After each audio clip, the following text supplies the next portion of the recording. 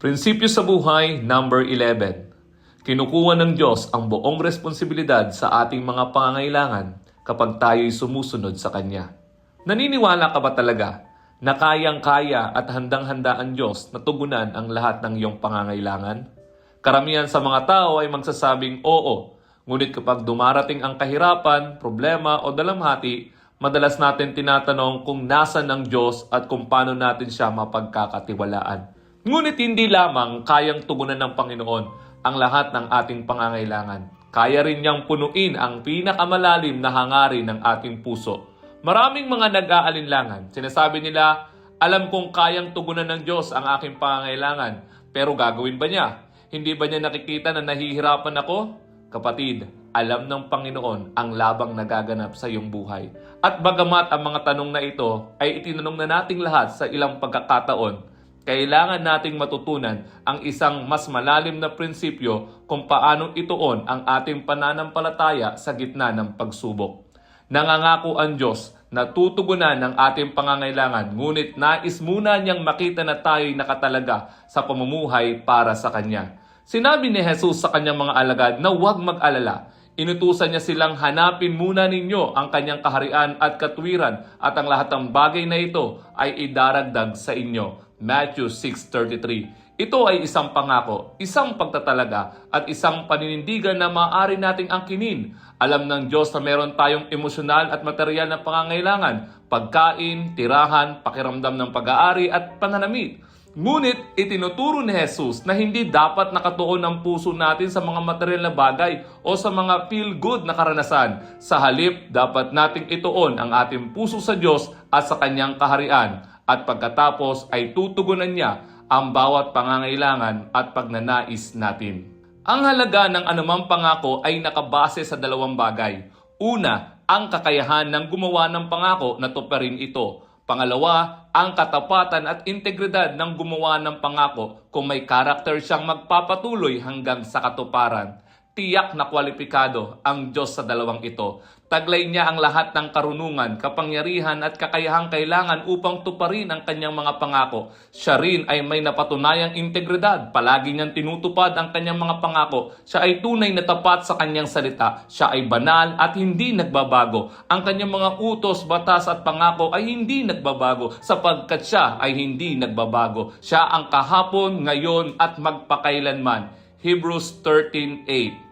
Kapag may hindi natutugon ang pangangailangan, dapat mo munang ipanalangin at sabihin sa Panginoon ang sitwasyong kinakaharap mo. Ang panalangin ay isang gawa ng pananampalataya. Ipinapahayag mo rito ang iyong pagtitiwala sa Diyos at sa Kanyang kakayahan. Madalas hinahayaan niya ang isang pangangailangan upang mas turuan kang magtiwala sa mas malalim na paraan. Walang problemang masyadong komplikado o mahirap para sa Kanya. Ang tunay na tanong ay paano ka tumutugon sa gitna ng iyong sitwasyon? At tiwala ka ba sa Kanya o nagmamadali kang humanap ng paraan upang makalabas sa hirap ng hindi natututuhan ang nais niyang ituro? Ipinangako ni Jesus na tutugunan ng Diyos ang iyong pangangailangan kapag hinanap mo muna ang Kanyang kaharian at katwiran. Ibig sabihin, inako niya ang responsibilidad sa pagtugon sa iyong pangangailangan kapag ikaw ay tapat na sumusunod at nagtitiwala sa Kanya. Kapag ikaw ay lumalakad kasabay niya, siya ang sasagot sa iyong pangangailangan, problema, hamon at mga sitwasyon sa buhay. Ngunit may kondisyon, gagawin niya ito ayon sa Kanyang kalooban, ayon sa Kanyang layunin, plano at tamang oras. At ang pagtugon sa pangangailangan ay hindi laging pagtugon sa bawat pagnanais natin. Maaring sagutin niya agad ang ating panalangin o maaring maghintay muna. Ano man ang kanyang paraan, ito'y magiging perpekto at magbibigay lakas sa atin. Isa sa pinakamalalim na hangarin ng Diyos ay matutunan nating magtiwala sa Kanya. Mayroon ka bang sariling idea kung paano dapat kumilos ang Diyos upang tugunan ang iyong pangangailangan o kung sino ang dapat niyang gamitin? Maraming nagsasabing kung ang taong iyon ay gagawa lang ng ganito o kung siya ay papayag lang sa ganyan, masasagot ang pangangailangan ko. O kaya naman ginagawa ko ang ganito kaya dapat gawin ng Diyos ang ganito. Ang mga nagsasalita ng ganito ay maaaring hindi nagtitiwala sa Panginoon. Sa halip parang inuutusan nila ang Diyos na kumilos ayon sa kanilang kagustuhan. Kapag inaasahan natin na kikilos ang Diyos sa isang tiyak na paraan, nakakalimutan natin ang mas malalim na aral na nais niyang matutunan natin. Ang pananampalataya ay nangangailangan ng ganap na pagtitiwala sa Kanya. Kahit hindi natin nauunawa ng lahat, isipin mo ang lahat ng tao sa Biblia na nagtiwala sa Diyos at nagtagumpay. Sina Moises, David, Esther, Jeremiah, Elijah, ang mga disciples, si Maria, at marami pang iba. Alam ng Diyos ang ating puso. Kapag tayo lubos na nakatalaga sa Kanya, nakikita ang ating debosyon at siya'y kumikilos sa ating buhay. Tinatawag tayo ng Diyos na magtiwala sa Kanya at sa Kanya lamang bilang ating pinagmumulan ng lahat ng kailangan natin. Hinihingi rin niya na sundin natin siya bilang bahagi ng ating pagtitiwala. Kaya maaari nating sabihin sa Kanya, Panginoon, lubos ako nagtitiwala na tutugunan mo ang aking pangangailangan sa tamang oras at sa paraang nais mo.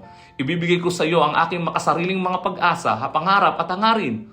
Hubugin mo ang mga ito upang maging ayon sa iyong kalooban. Patuloy akong susunod sa iyo sa kapangyarihan ng Espiritu na naniniwalang habang ginagawa ko ito, aalagaan mo ako. Maaari kang magtiwala sa pag-ibig, karunungan, kapangyarihan at biyaya ng Diyos.